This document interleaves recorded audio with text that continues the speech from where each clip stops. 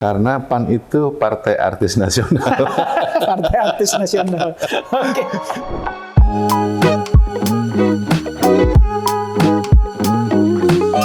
Selamat sore, Assalamualaikum warahmatullahi wabarakatuh.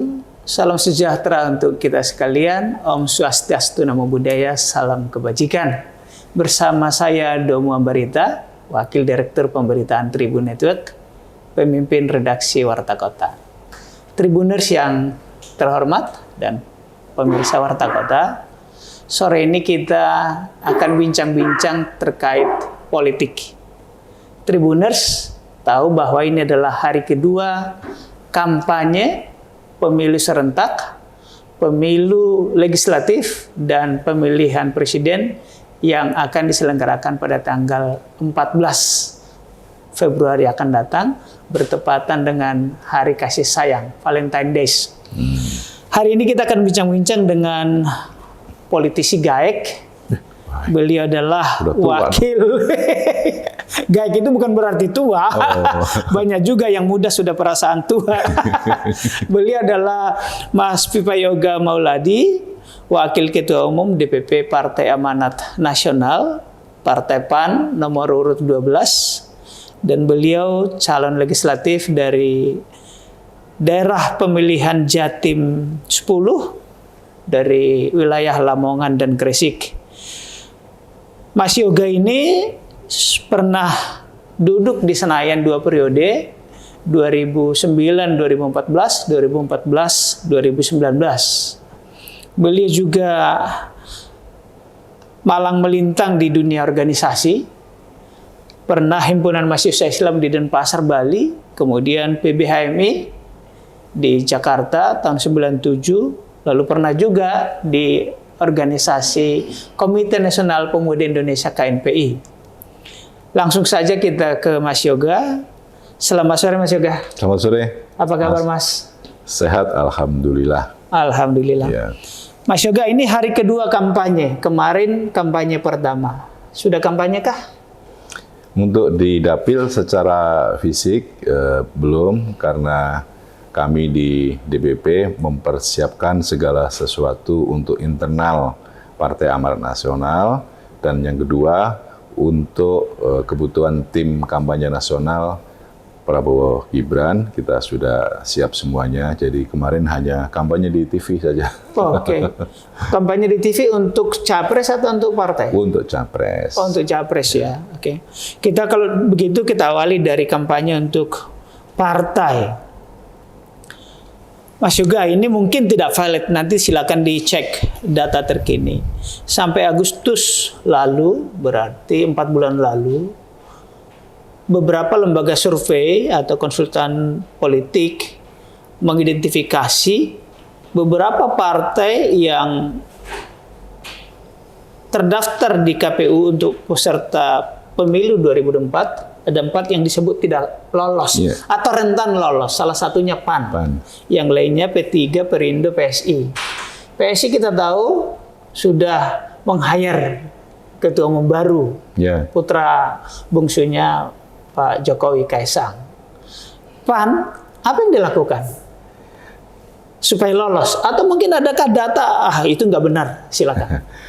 Ya, jadi sejak 2004, saya kilas balik ya. Sejak 2004, PAN itu selalu dimasukkan sebagai partai Nasakom.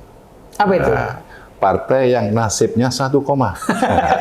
Partai Nasakom. Nasakom ya, 1 koma. Dari zaman Nabi Adam sampai Adam Malik, sampai sekarang Malik di esensial, selalu begitu. PAN itu partai Nasakom, nasibnya 1 koma. Dari beberapa lembaga survei, ya kan, sejak tahun 2004, 2009, 2014, sampai 2019, sampai sekarang ini ada beberapa. Kali kelima. Ada beberapa gitu. Selalu menjadikan PAN itu partai Nasakom. Tapi dalam 1 tahun belakangan ini, yang dulu beberapa lembaga survei yang mengkategorikan PAN sebagai partai Nasakom itu sekarang alhamdulillah untuk surveinya sudah lolos parliamentary threshold 4%. Seperti indikator, poll tracking, LSI, Carta Politika, dan beberapa lembaga survei yang lainnya itu sudah merilis bahwa PAN lolos lebih dari 4%, kecuali Kompas. Kompas. Tapi, nah, kalau kemudian asumsinya sejak tahun 2004 sampai 2019 dikatakan PAN tidak lolos parliamentary threshold dari parliamentary threshold 2,5%, 3%, sampai sekarang 4%. Dan 2014 dan pemilu 2019 itu 4%. PAN nggak bisa dong masuk di Senayan. Tapi buktinya kan sampai sekarang PAN selalu lolos. Iya kan? Jadi saya tidak usah mengkritik tentang kredibilitas dan integritas dari lembaga survei, tetapi intinya bahwa PAN itu selalu konsisten untuk lolos di parlemen. Dan pemilu 2024 ini kami semakin yakin bahwa PAN saat ini sudah melebihi 4% persyaratan minimal parliamentary threshold, dan kita akan maksimalkan lagi agar PAN bisa 2 digit. Target Rakernas tahun 2021-2022 PAN harus mendapatkan 11% kursi DPR RI atau setara dengan 64 kursi DPR RI. Itu nanti konkordan ke tingkat provinsi, kabupaten, kota. Jadi saat ini party ID dari PAN itu secara eskalatif sudah mulai naik, dan sampai bulan Februari ini akan kita naikkan terus. Mas, tadi kalau disebut selalu lolos atau di atas prediksi survei, apakah lembaga survei itu dijadikan semacam tantangan untuk berbuat lebih? Kita buktikan bahwa lembaga survei itu nggak benar gitu. Apa yang dilakukan PAN? Yang dilakukan ya kerja-kerja konkret di lapangan gitu. Jadi waktu lembaga survei itu kita tanya kenapa PAN kok selalu disurvei rendah, tapi kenyataan dari hasil KPU selalu lolos. Alasannya ya karena PAN itu calegnya masih belum bekerja, gitu. Saat kan gitu survei, ya kan? Setelah saat survei. Nah, memangnya caleg dari partai yang lain tidur? Enggak juga kan? Kan sama-sama juga bekerja. Jadi memang dari sisi metodologi, kemudian dari sisi kredibilitas, dari hal-hal yang menyangkut soal ilmu statistik, kita sudah pelajari bahwa memang bahasa dari beberapa teman lembaga survei, fenomena unik dari Partai Amanat Nasional. Bahasanya begitu. Tapi setelah kita melakukan diskusi dalam berbagai perspektif, kita coba kaji, bedah, ternyata memang menunjukkan sesuatu yang positif, dan sekarang ini dari sebagian besar lembaga survei menyatakan PAN sudah lolos 4% parliamentary threshold.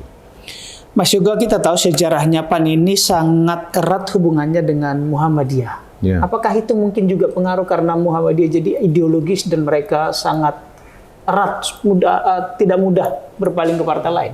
Setia kepada PAN maksud saya. Iya, PAN itu lahir dari rahim reformasi dan juga lahir dari rahim Majelis Tarjih Muhammadiyah pada waktu itu di Semarang tahun 98 merekomendasi Muhammadiyah perlu adanya partai politik baru. Gitu. Tapi setelah menjadi partai politik, Partai Amanat Nasional itu secara historis sampai sekarang tidak bisa dipisahkan. Tetapi secara organisatoris itu tidak ada hubungannya, karena Muhammadiyah sebagai ormas keagamaan yang besar tentu akan mendistribusikan seluruh kader-kadernya bukan hanya ke Partai Amanat Nasional, tapi juga ke partai yang lain. Dan kita juga harus menjaga agar Muhammadiyah tetap netral dan tetap menjalankan fungsi-fungsi dakwahnya, fungsi sosialnya, dalam rangka untuk membangun peradaban di Indonesia. Intinya bahwa sampai saat ini PAN tetap melakukan komunikasi, merawat sejarah dengan Muhammadiyah, dan PAN saat ini juga membangun basis sosial baru di luar di luar basis konstituen yang sudah ada. Misalnya menggunakan basis-basis nelayan, basis mahasiswa, basis petani, segmentasi milenial, Gen Z dan lain sebagainya. Itu semuanya sudah terpetakan dan masing-masing ada pemicunya untuk melakukan penggalangan suara di masing-masing segmen sosial. Setiap pemilu, PAN kelihatannya merekrut tokoh-tokoh influencer ternama kayak artis gitu. Tahun ini kayaknya data itu barangkali mungkin lebih 23 artis. Paling banyak ya. Strategi kayak itu? Karena PAN itu partai artis nasional. Partai artis nasional. Oke. Jadi gini, pertanyaannya, kenapa artis-artis yang masuk PAN itu betah? Itu dulu pertanyaannya. Iya, iya kan? Iya. Kenapa, tidak keluar masuk. Kenapa tidak mereka pindah, memilih PAN? Kan itu kan? Jadi di PAN ini, Mas, itu ketua umumnya Bang Zulkifli Hasan adalah seorang yang humble, yang egaliter, non birokrasi, dan kita tidak membedakan kader lama, kader baru, pengurus lama, pengurus baru. Tetap kita menjadi saudaraku semuanya. Jadi ada rasa egaliter, rasa nyaman ketika masuk partai politik yang bagi orang non politik kan kelihatannya seram. Tapi di PAN ini ternyata kok tidak seram. Jadi menyenangkan, bahagia, dan menyehatkan serta mencerdaskan. Gitu. Jadi bagi kami memposisikan artis itu sama dengan kader yang lain. Tidak menjadi vote getter, tapi diwajibkan ketika turun menjadi caleg harus menang. Gitu. Kalau menjadi vote getter kan menjadi pelengkap penderita untuk sekedar menambah suara. Tapi bagi PAN tidak. Seluruh caleg dengan background apapun, apakah dia profesional, artis, akademisi, sarjana hukum dan lain sebagainya, itu diwajibkan oleh Ketua Umum Bang Zulkifli Hasan untuk berkompetisi maksimal dan harus menang. Gitu. Iya. Kita tidak menjadikan artis itu sebagai vote getter. Gitu. Bukan pelengkap penderita ya. Bukan. Mereka juga berhak untuk duduk di Senayan Dia seperti punya, Eko Patrio, Desi Ratnasari gitu ya. Betul. Dia punya hak dan punya kesempatan yang sama dengan caleg-caleg yang lain, sehingga ya beberapa kader dari sumber artis kan juga tidak kalah dari sisi eksistensi di DPR, ya kan? Iya. Baik Mas Yoga, kembali ke tahapan kampanye. Mas Yoga sendiri, apakah sudah kampanye untuk partai? Kalau tadi kan untuk capres yang kemarin di TV, apakah sudah mulai kampanye untuk partai atau sudah turun ke dapil? Atau katakanlah belum turun ke dapil, apa yang diperbuat di dapil supaya lolos ke Senayan? Kalau sekarang dia sudah turun, sudah beberapa tapi kampanye ini belum lalu. Tadi ya. Tapi untuk kampanye formal ini kan baru 2 hari. Nanti minggu ini saya akan turun ke dapil untuk kampanye. Jadi memang sebelum masa kampanye itu berlangsung, proses melakukan konsolidasi organisasi, penguatan jaringan relawan, dalam rangka untuk mendulang suara itu sudah dilakukan beberapa tahun sebelumnya. Dan saya rasa seluruh partai politik, seluruh caleg juga akan sama seperti itu. Oke. Dapil Lamongan Gresik, apa yang Mas Yoga tawarkan ke masyarakat setempat? Ide apa yang Mas bawa sana? Saya dulu semasa menjadi anggota DPR RI selama 10 tahun, saya tidak pernah berpindah komisi. Selalu di Komisi 4. Bidang apa itu ya? Komisi 4 itu berkaitan dengan perut, bidang pangan. Pangan ya. Bermitra dengan Kementerian Pertanian, Kementerian Lingkungan Hidup dan Kehutanan, Kementerian Kelautan dan Perikanan, Bulog, Perhutani, dan PTPN yang berkaitan dengan pangan. Jadi kami ini berkaitan dengan pangan. Jadi selama 10 tahun saya intensif untuk bergaul berinteraksi dengan komunitas nelayan, pembudidaya garam, petambak garam, petani, dan beberapa UMKM yang berkaitan dengan pangan. Jadi selama 10 tahun itu saya jaga agar ketersediaan pupuk, ketersediaan bibit benih, ketersediaan alsintan, alat-alat pertanian itu tidak kekurangan. Jadi alhamdulillah Mas, selama 10 tahun itu saya dapat menunaikan tugas itu. Dan mungkin juga setelah saya tidak menjadi anggota DPR, ada beberapa kelompok tani, kelompok nelayan yang merasa kehilangan. Mencari kehilangan tadi ya. Apa dulu yang Mas berikan buat mereka sehingga mereka konkretnya apa yang Mas berikan program misalnya yang membuat mereka susah melupakan Mas Yoga? Katakanlah di garam apa yang Mas berikan, di pertanian apa yang apakah memberi traktor misalnya? Banyak sekali programnya. Jadi setiap tahun saya bisa mengakses melalui jalur aspirasi anggota DPR RI yang itu dijamin di Undang-Undang MD3 kan ada bahwa untuk penyaluran program di masyarakat itu bisa melalui jalur aspirasi dari anggota DPR yang itu diatur di Undang-Undang MD3. Nah, kami memakai jalur aspirasi itu misalnya di pertanian ya. Itu pasti alat-alat pertanian. Traktor roda 2, roda 4, kemudian apalagi pemotong padi, corn harvester, dan lain sebagainya. Terus untuk penyediaan pupuk subsidi dan non subsidi, penyediaan benih unggul untuk jagung, kedelai dan padi gitu. Terus untuk yang petambak garam ya kita bikin sentra-sentra produksi petambak garam terutama di daerah Lamongan Utara dan Gresik Utara itu kan juga penghasil garam di samping Madura. Tapi dengan kuantum yang relatif masih kecil, kita bangun gudangnya gitu. Ada integrasi tentang lahan-lahan untuk membangun garam.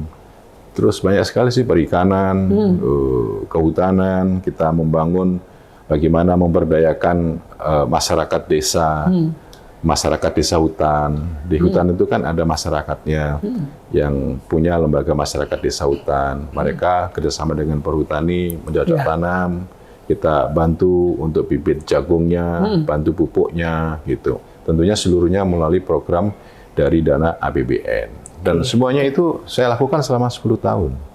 Gitu. Jadi itulah. Jadi kalau Mas tanya ke dapil saya, ketika berhubungan dengan petani, dengan nelayan, insya Allah kenal nama saya. Nanti kami cek lewat teman-teman di Tribun Jatim. Mas Yoga, ini akan masuk masih dari dapil yang sama untuk 2024. Apakah masih bercita-cita di komisi yang sama, bidang pertanian, perikanan tadi?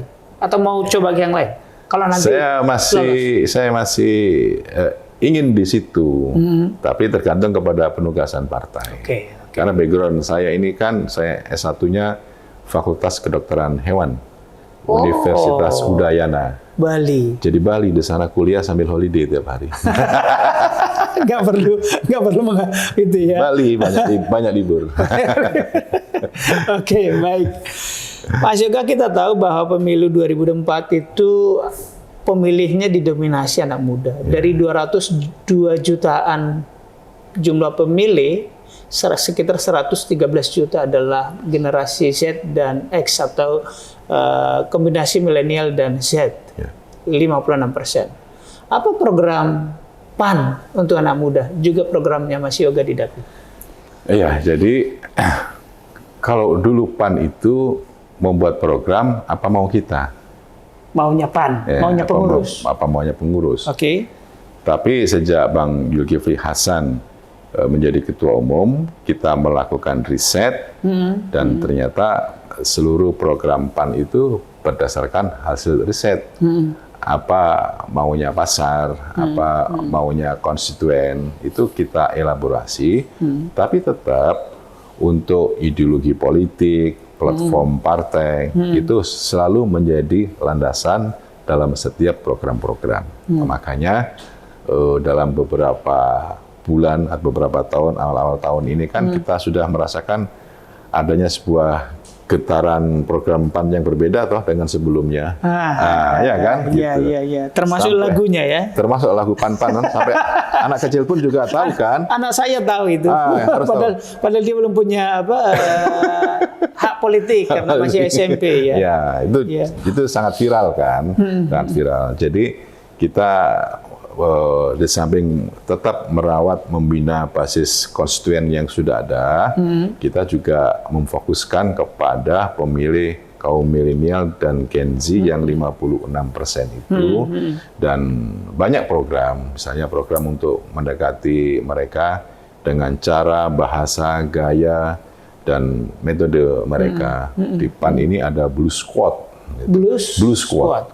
Blue Squad itu adalah tim ya dari PAN, ada artis, ada kaum profesional, ada Gen Z di situ, dan mereka bergerak untuk mendekati kaum muda Gen Z dan memberikan pendidikan politik kepada mereka bahwa keberadaan fungsi dari partai politik itu seperti ini, gitu.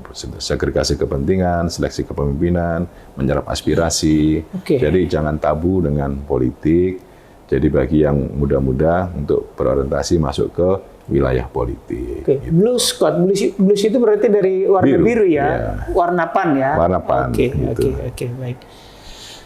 Baik, kita ke Pilpres. Kita tahu PAN tadinya berbulan-bulan kita dengar akan mengusung Erick Thohir, tapi rupanya Erick Thohir tidak cukup kuota lah, tidak cukup perahu lah. Sedekat apa sih sebenarnya PAN dengan Erick Thohir? Mas Erick Thohir dan PAN itu dekat sekali, gitu, dekat dan melekat. Gitu. Dekat dan melekat. Beliau bukan anggota, karena tidak memiliki KTA kan? Mas Erick bukan pengurus PAN, tapi Mas Erick Thohir itu hatinya biru, hatinya sudah biru. Jadi setiap kegiatan PAN, Mas Erick Thohir sering kali datang untuk ikut bersama dengan Partai Amanat Nasional. Jadi sekarang ini kan sudah terbangun bahwa personifikasi dari Mas Erick Thohir itu adalah PAN, PAN adalah Erick Thohir. Nah, itu kan. Mas Yoga ini agak dalam dikit. Iya, yang nggak apa-apa. Dekat sangat dekat dengan Pak Erick Thohir. Saya dekat sama Mas Erick. Nah, setelah beliau gagal, apa sih yang beliau sampaikan? Misalnya pernah ngomong ke Mas Yoga? Ya, dia senyum aja. Tidak ada masalah. Nggak ada luka batin tidak atau menyesal, nggak gitu? Tidak ada. Jadi karena memang Mas Erick Thohir itu orang yang religius. Orang yang religius, jadi setiap harapan, cita-cita itu harus diperjuangkan. Tapi dalam titik hasil perjuangan itu adalah takdir dari Tuhan. Gitu. Jadi kalau kemudian takdir dari Tuhan, maka apapun nilainya itu harus ikhlas dan penuh dengan kesabaran. Karena di situ ada nilai hikmah yang terkandung. Begitu katanya. Iya. Oke. Masih ke Capres, ada 3 pasangan. Di mana PAN sekarang Pak Prabowo, Gibran mencanangkan 1 putaran. Di sana Ganjar Mahfud juga 1 putaran. Pak Anies sih belum terdengar, tapi mungkin tekadnya mungkin juga sama, ya kan? Perkiraannya Mas Yoga ini 2 putaran apa 1 putaran? Jadi kami kemarin rapat, mulai sekarang untuk tim kampanye nasional Prabowo Gibran sebaiknya tidak usah lagi berbicara 1 putaran. Jadi mengapa? Mau 1 putaran atau 2 putaran, biarlah rakyat yang menilai. Kenapa? Jadi jangan sampai kemudian terkesan kita ini jumawa, terkesan sombong, itu yang kita hindari. Mau 1 putaran, mau 2 putaran, Prabowo Gibran siap. Yang penting sekarang kita bersama dengan seluruh koalisi, partai koalisi, bekerja keras untuk memaksimalkan penggalangan suara yang kira-kira nanti bisa ekuivalen atau setara antara akumulasi suara partai politik yang tergabung di koalisi Indonesia Maju dengan suara capres-cawapres kita. Nah, kalau itu yang terjadi, Mas, udah mantap udah. Berarti nggak perlu dicanangkan satu putaran, nggak perlu ya, nggak Nah, lagi. kita mulai sekarang sudah menghindari dengan bahasa-bahasa seperti itu. Oke. TKN Prabowo Gibran bekerja saja memberikan pendidikan politik rakyat, mendekati rakyat, berkomunikasi dan meyakinkan rakyat bahwa pilihan yang terbaik untuk capres-cawapres ke depan yang bisa membawa kebaikan dan kemajuan untuk Indonesia adalah Prabowo Gibran. Bukankah misalnya itu dihilangkan pencanangan satu putaran tadi mungkin karena melihat survei memang tidak mungkin satu putaran? Kalau melihat survei kan rata-rata Pak Prabowo yang terakhir 43% ya. Memang masih tinggi dibandingkan yang lain. Lah kan 43%. 43% ditambah 8% berapa? 51 kan? Apa ini yang 8% ya? 43% kan? Oke. Ditambah 8% jadinya 51%. Iya. Ya makanya tidak usah dibicarakan. Gitu. Oke. Ya. Baik. Saya masih melanjutkan di Pilpres karena ini lebih seru. Ini ada 3 pasangan. Kita tahu masih ada polemik. Kemarin Ibu Mega mengatakan ada penguasa yang baru berkuasa mau menghidupkan Orde Baru. Penilaian Mas Yoga yang dulu banyak termasuk ya demo-demo lah, barangkali teman-teman HMI juga demo-demo yang meruntuhkan termasuk Orde Baru. Sekarang ini adalah Orde Reformasi yang dihasilkan dari gerakan reformasi yang mengoreksi terhadap rezim pemerintahan lama yang dianggap otoriter, totaliter, sentralistis, mengembangkan KKN dan anti demokrasi. Okay. Maka lahirlah gerakan reformasi Mei 98. Seluruh kekuatan pro demokrasi ditambah dengan posisi penting dari gerakan mahasiswa menumbangkan, menjatuhkan pemerintahan Orde Baru. Ya kan?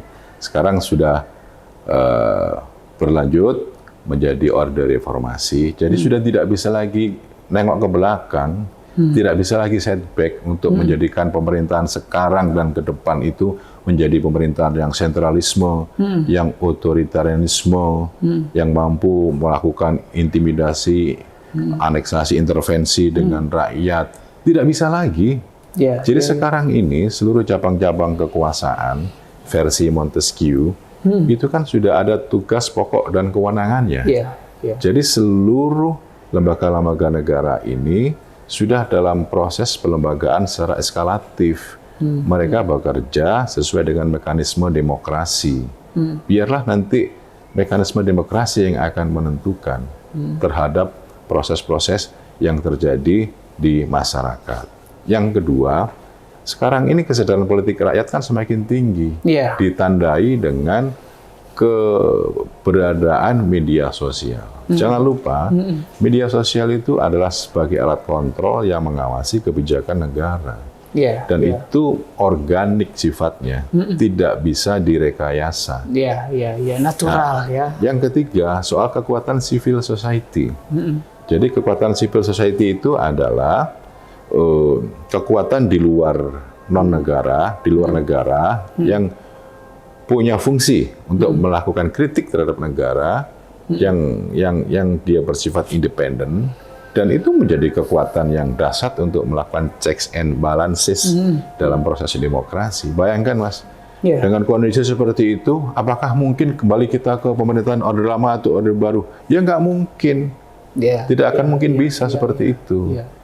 Jadi kenapa kemarin kok begitu pidatonya? Ya tanyakan ke beliaunya.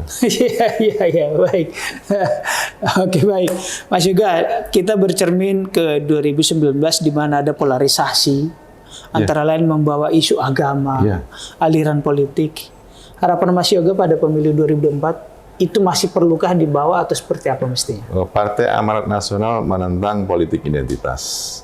Menentang. Karena gini, politik identitas itu adalah politik yang menggunakan perbedaan suku, agama, ras antar golongan dibawa ke ranah politik, masuk ke dalam turbulensi politik untuk kebutuhan dan kepentingan elektoral. Oke. Ini kan sangat berbahaya. Padahal soal suku, agama, ras itu adalah nilai-nilai yang bersifat primordial, nilai-nilai asali. Berasal dari mana? Dari Tuhan.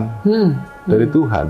Mas nggak bisa melakukan negosiasi dengan Tuhan agar nanti badannya tinggi, besar, kulitnya putih, rambut merah, orang Inggris, orang Belanda. Nggak mungkin kita negosiasi dengan Tuhan. Ditakdirkan menjadi manusia Indonesia. Jadi hal-hal yang bersifat asali, yang bersifat primordial, suku, agama, ras, itu sudahlah. Itu sudah inherent dengan takdir manusia. Jangan diotak-atik dan jangan dijadikan sebagai alat politik untuk kebutuhan elektoral. Tidak boleh seperti itu. Dan pemilu 2024 itu harus menghindari hal-hal semacam itu. Masa kampanye mulai, memang masih hari kedua. Alhamdulillah berjalan aman lancar, kita tidak mendengar ada gejolak kejadian gitu. Apa harapan Mas Yoga, PAN dan mungkin juga sebagai ikut jurkam kah di timnya Prabowo? Jubir ya? Jurkam dan jubir. Oke, apa harapan dari timnya Prabowo barangkali supaya kampanye yang berlangsung 75 hari ini tetap berjalan damai? Pemilu ini adalah sarana kedaulatan rakyat untuk membangun negeri yang lebih baik dan lebih memiliki peradaban ke depan. Pemilu itu adalah agenda 5 tahunan.